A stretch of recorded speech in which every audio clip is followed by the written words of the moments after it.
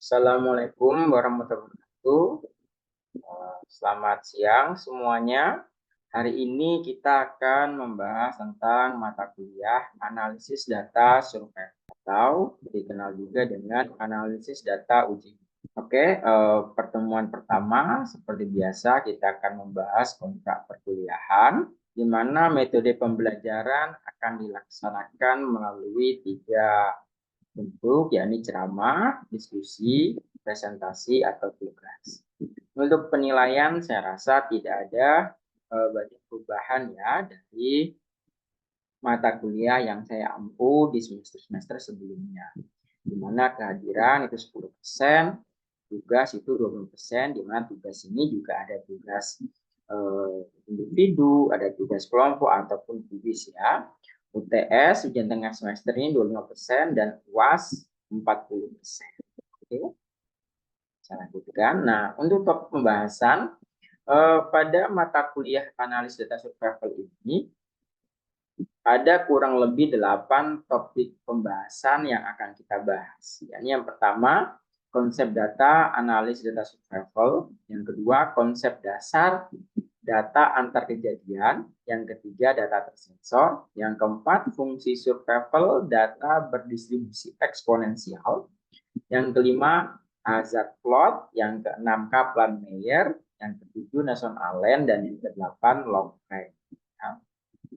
Meskipun tidak menutup kemungkinan jika waktu pertemuan kita masih tersisa, sementara materinya sudah selesai, nanti bisa saja kita masukkan atau kita bahas materi-materi lanjutan dari analisa survival. Oke, untuk software, pada mata kuliah analisa data survival, software yang kita gunakan ada dua, yaitu Microsoft Excel dan R. Jadi Microsoft Excel ini lebih ke pengumpulan data dan penyimpanan data. Jadi untuk menyimpan, mengorganisir itu ada di Microsoft Excel, sementara untuk komputasinya itu atau analisis data survival-nya lebih menggunakan software. Oke, saya rasa itu untuk kontrak perkuliahan. Nah, ini kita masuk ke pertemuan pertama, ya kita membahas sedikit tentang analisis data survival. Oke, kita masuk konsep dasar. Nah, ini apa sih data survival itu atau apa analisis survival itu? Analisis survival adalah analisis data di mana datanya adalah lamanya waktu yang dimulai dari titik asal sampai terjadinya suatu kejadian atau titik akhir. Kajian ini disebut dengan analisis reliabilitas dalam ilmu teknik, analisis durasi dalam ilmu ekonomi, dan analisis sejarah kejadian dalam ilmu sosial. Jadi analisis ini punya banyak penyebutan dan nama ya. Variabel responnya sering disebut sebagai waktu masa hidup atau survival time. Kemudian waktu kerusakan atau failure time atau waktu sampai terjadinya kejadian, time to event.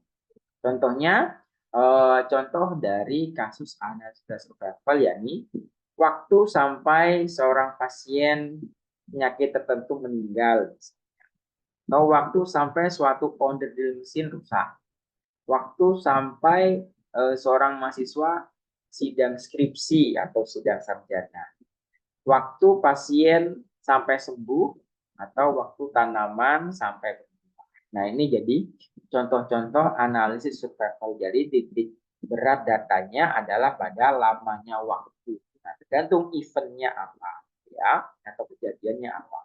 Survival analysis atau analisis uji hidup biasanya berkaitan erat dengan waktu ketahanan hidup. Sebab dengan diketahuinya waktu ketahanan hidup satu individu, maka bisa diketahui seberapa besar kemungkinan ketahanan hidup individu tersebut oleh suatu perlakuan. Fungsi survival adalah probabilitas bahwa suatu individu akan tetap hidup pada waktu tertentu.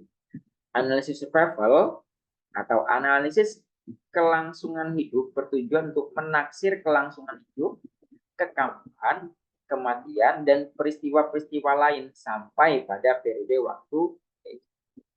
Nah, ini syarat data survival. Satu, titik asalnya jelas. Jadi untuk data survival itu harus ada titik asal, ada rentang waktu, dan ada kejadiannya. Jadi titik asalnya jelas. Contohnya kapan dimulainya, ya.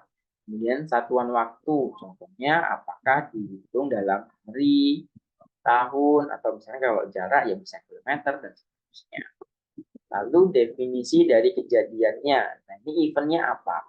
Bisa eventnya meninggal, eventnya sembuh, eventnya mesin rusak, gitu ya, dan seterusnya. Jadi kalau digambarkan misalkan seperti ini ada pasien, jadi sumbu yang ke atas atau sumbu B, ini masing-masing garis menyimbolkan masing-masing pasien. Karena garisnya ada 4, maka pasiennya ada 4 orang. Ya. Jadi titik asalnya kita hitung mulai sejak dirawat.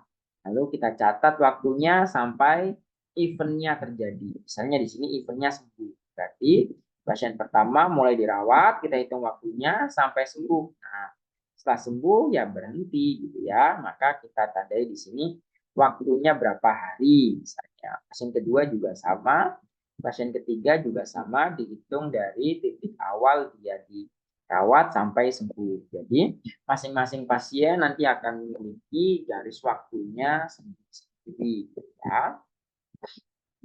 Dimana dalam diagramnya ini sumbu Y-nya pasien dimulai dari titik asal, sementara sumbu X-nya adalah waktu sampai event terjadi. Nah, eventnya apa? Eventnya tergantung dari masing-masing kasus. Ya.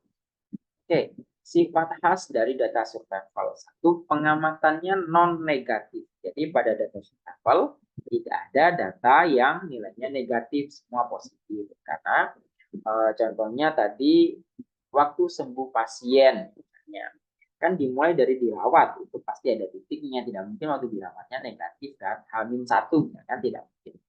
Kemudian sifat khas yang kedua lah tidak berdistribusi normal, melainkan miring ke kanan. Jadi datanya tidak berdistribusi normal ya. Yang ketiga, ada individu yang datanya tidak dapat ditentukan. Nah, di sini contohnya bagi beberapa individu, kita tahu waktu survivalnya sekurang-kurangnya adalah T atau pengamatan tidak lengkap. Sedangkan bagi yang lainnya kita tahu survivalnya dengan persis. Jadi pada data survival ketika diakui, mungkin tidak semua pasien waktu sembuhnya kita tahu dengan presisi kapan gitu ya. Kadang ada yang mungkin karena datanya sudah lama jadi lupa mengira-ngira oh saya sembuhnya kira-kira dirawat 3 hari. Nah, itu kan kira-kira itu berarti tidak begitu presisi ya. Oke, yang kedua, respon pengamatan yang tidak lengkap atau disebut tersensor. Nah, jadi ketika diamati, kemudian individu tersebut atau pasien tersebut keterangannya tidak lengkap, misalkan kita mengamati waktu sembuh pasien, tapi sebelum pasien tersebut sembuh, pasiennya menghilang dari rumah sakit karena banyak faktor, misalkan pindah ke rumah sakit yang lain, sehingga kita tidak bisa mengikutinya lagi, gitu ya. Maka data itu kita sebut tersensor karena keluar dari rumah sakit statusnya masih belum sembuh, gitu ya. Dikatakan meninggal juga enggak, tapi karena di tengah-tengah dia dipaksa pindah rumah sakit atau tanpa keterangan yang jelas, yaitu tersensor. Biasanya tidak semua individu masuk ke dalam penelitian pada saat yang sama. Ada pasien yang masuk belakangan, ya karena contoh pasien masuknya kan tidak bersamaan ya. Jadi ada yang masuk hari ini, besok masuk lagi, lusa masuk lagi dan seterusnya. Tapi dalam pengamatannya tetap ditulis mulainya dari waktu dia masuk. Ya, jadi seakan-akan di grafiknya mulai dari titik yang sama. Tapi pada kasusnya pasien tersebut tidak masuk di hari yang sama. Analisis data antar kejadian. Ini nama lain dari survival ya. Analisis data antar kejadian merupakan analisis data yang memanfaatkan informasi kronologis dari kejadian-kejadian atau peristiwa-peristiwa. Data antar kejadian ini hampir sama dengan tadi, event history, data, type 2, misalnya berarti dimulai dari data awal, kemudian ada eventnya, event datanya, kemudian data survival. Oke, nah ini data tersensor. Nanti kita singgung sedikit di atas tentang data tersensor. Kendala yang sering muncul dalam data antar kejadian atau disingkat DAK adalah adanya data tersensor. Jadi di sini menurut Lawless 2003, beberapa tipe penyensoran antara lain sensor lengkap, sensor tipe 1, dan tipe 2. Dalam sensor lengkap, eksperimen akan dihentikan jika semua komponen yang diuji telah mengalami kematian semuanya atau gagal semuanya. Jadi kalau semuanya terlaksana atau semuanya sampai event, maka dia lengkap. Ya. Sensor tipe 1 ini adalah eksperimen akan dihentikan apabila telah mencapai waktu penyensoran tertentu. Jadi sensor tipe 1 itu adalah kita menghentikan penelitian kalau sudah melewati batas waktu yang kita tentukan di awal. Misalkan seperti ini. Saya akan mengamati waktu sembuh pasien penyakit flu misalnya atau penyakit diare ya. Penelitian akan saya hentikan setelah saya mengamati 2 minggu misalnya. Jadi ada pasien yang 2 minggu belum sembuh, ya sudah itu tersensor datanya. Kita hanya mengambil pasien yang sembuhnya kurang dari 2 minggu. Kalau sensor tipe 2, ini eksperimen dihentikan setelah kerusakan atau kegagalan tertentu di pergub. Jadi di sini lebih ke jumlah. Jadi kalau tipe 1 ke waktu, misalnya batasnya 2 minggu, 3 minggu, dan seterusnya. Kalau sensor tipe 2 lebih ke jumlah. Jadi penelitian saya hentikan kalau saya sudah mendapatkan 30 pasien yang sembuh misalnya. Atau 10 pasien yang sembuh. Jadi kalau ada pasien 100 yang masuk, kita tentukan 30. Setelah kita dapat 30 pasien pertama yang sembuh, ya sudah kita hentikan. Meskipun di lapangan masih ada banyak pasien yang belum mati ya. Jadi sensor tipe 1 dan tipe 2 ini perbedaannya pada batasnya. Kalau 1 pada waktu, kalau tipe 2 pada jumlah. Oke, di sini ya, sudah jelas di sini. Sensor tipe waktu batasnya waktu, sensor tipe 2 batasnya jumlah event atau jumlah kejadian. Nah, ini contoh sensor tipe kanan ya. Misalkan suatu eksperimen menggunakan tikus percobaan dilakukan untuk mengetahui seberapa lama tikus dapat hidup setelah pemberian suatu zat yang dapat mengakibatkan kanker. Nah, kalau kita ambil kasusnya tipe 1, maka jika saat tersensor, jika waktunya ditentukan lebih dulu, kalau tipe 2, jika jumlahnya didapat lebih. Oke. Nah, kalau ini sensor tipe kiri berarti yang kita potong yang kiri gitu ya. Satu studi tentang morbiditas dan moralitas pegawai dan mortalitas pegawai pada suatu institusi dilakukan ketika pegawai telah berusia 40 tahun ke atas. Jadi ini lebih ke menanyakan masa lalunya. Nah, ini sensor kiri misalnya. Contoh, penelitian tentang lamanya waktu sampai seorang menjadi positif HIV. Di mana kita akan mencatat kejadian tersebut manakala dia dinyatakan positif ketika dilakukan tes pertama kali. Akan tetapi kita tidak tahu secara persis kapan sebenarnya dia terjangkit virus tersebut. Sehingga waktu kejadian tidak diketahui. Hal ini menggambarkan sensor kiri. Karena waktu survivalnya adalah sampai terjangkit HIV. Yang lebih pendek dibanding dengan waktu teramatinya. Jadi yang perlu kita lakukan. Nah, contoh-contoh data antar kejadian, misalkan ini ya, ilustrasi. Jadi ini kalender time, ini atau waktu misalnya ya. Di sini ada tanda-tandanya. Jadi kalau yang garis ini ya, garis pangkal ini entry time atau waktu mulainya. Kalau di akhir garis ada simbol X, berarti event atau kejadian. Ini ya X kejadian atau sampai event. Sementara kalau ada bulatan kosong ya, bulatan putih ini kosong, berarti dia sensor atau disensor. Jadi di sini bisa datanya tidak lengkap atau melewati batas jumlah atau waktu tertentu. Sementara yang X ini berarti terjadi. Oke, ini contoh-contoh data kejadian. Misalnya ada dua mahasiswa punya waktu yang berbeda pada satu hari kan 44 jam. Ya, mahasiswa tipe saat yang masuk pertama atau mahasiswa A, dia tidur jam 3.30, 8.50 bangun, 9.13 kuliah, dan seterusnya. Sementara mahasiswa yang B jam 11 tidur, jam bangun, 8 kuliah, on time, aktif, dan seterusnya. Jadi waktu antar kejadian itu masing-masing orang atau masing-masing individu akan punya catatannya masing-masing. Ya, oke, ini contoh yang lain. Oke, ini contoh rekam medis ya. Jadi pasien satu dengan pasien yang lain akan punya catatan rekam medis yang berbeda. Nah, ini contoh data antar kejadian. Yang A, representasi data antar kejadian. Contohnya begini.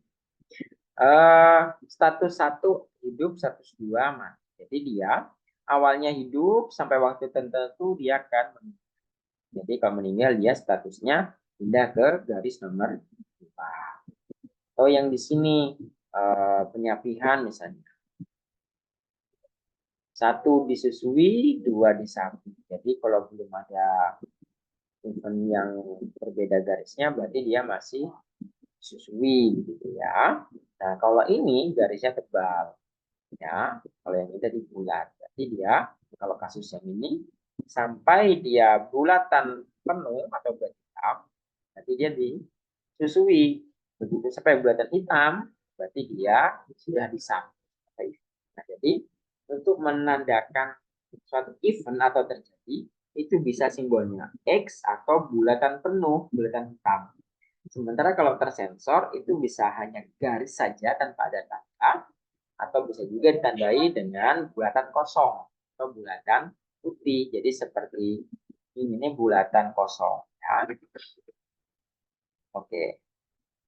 Nah, ini juga sama. Yang ketiga, garis lurus kecil. Nah, ini untuk belum bisa naik sepeda, kemudian yang tebal bisa naik sepeda. Jadi untuk menandakan perbedaan eventnya itu bisa dengan perbedaan garis ditandai dengan bulatan penuh atau X atau ditebalkan. Oke, nah ini contoh yang sifatnya penyakit yang ada stadiumnya. Stadium 1, terus waktu tertentu dia naik stadium 2, naik stadium 3. Kemudian yang ini yang sering cukup sering kita alami ya, contohnya sakit flu. Sehat, sakit, sehat lagi, sakit lagi, sehat lagi, sakit lagi, dan seterusnya. Sampai akhirnya di akhir meninggal. Ya. Nah, tidak ada orang yang meninggal. Jadi, sakit sembuh, sakit sembuh, sakit sembuh, begitu sepanjang hidupnya sampai akhirnya diakhiri dengan.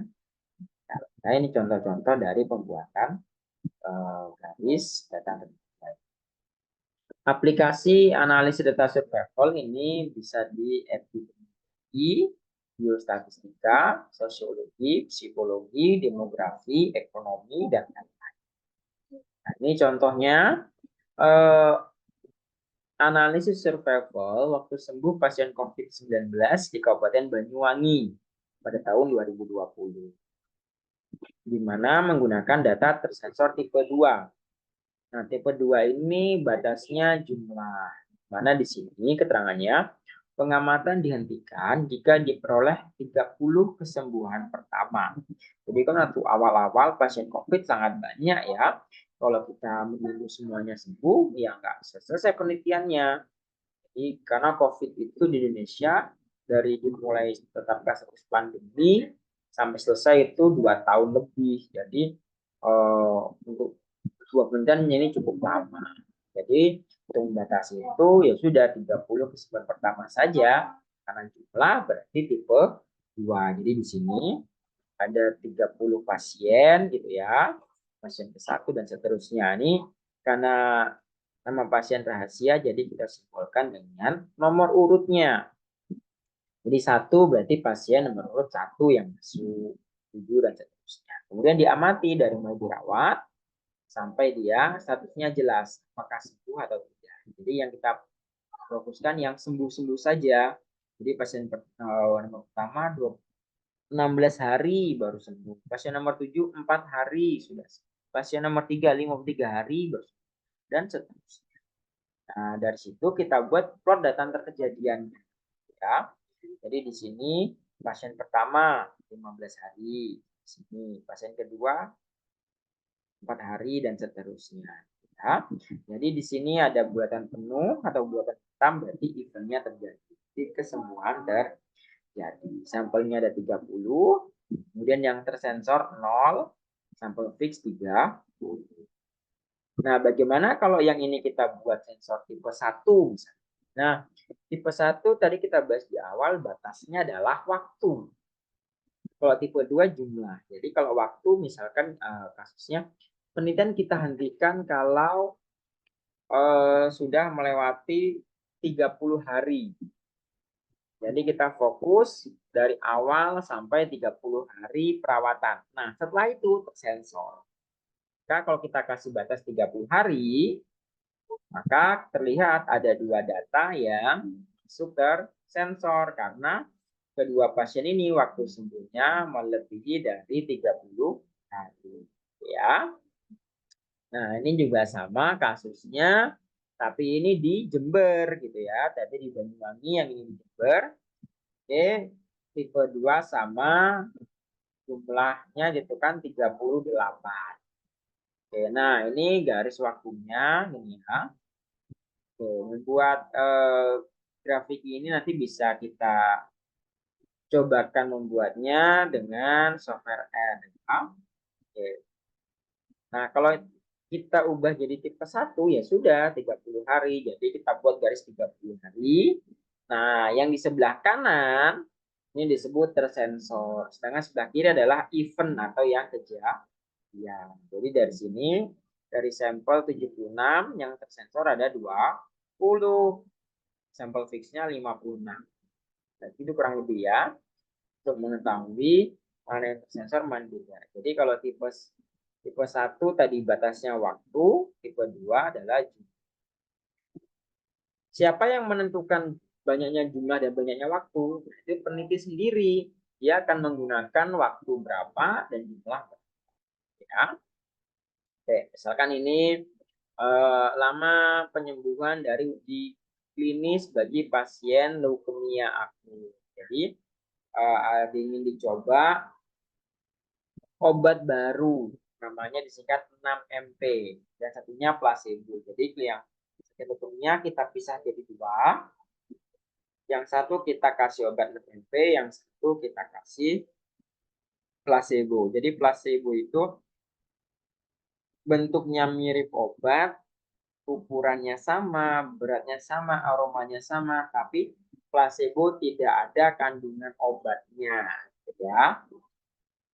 Sementara 6MP benar-benar yang. Nah, kalau kita lihat datanya di sini di penulisannya, kalau ada tanda plus, nah ini berarti dia tersensor, ya.